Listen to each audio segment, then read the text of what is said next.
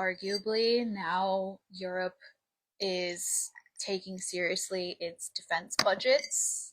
There's talk of potential mandatory service. National service, including the UK. Yeah, but like as ever with President Trump, he's not wrong.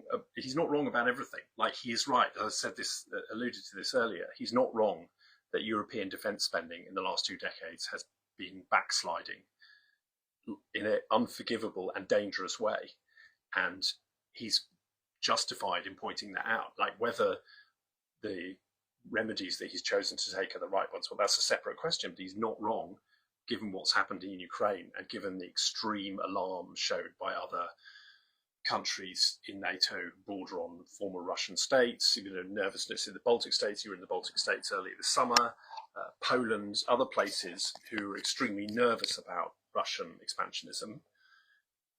President Trump, you may disagree with him, but he's not making a completely unreasonable point about the state of NATO defense spending. Things like the German army, which, is in such a terrible state it can barely deploy at all.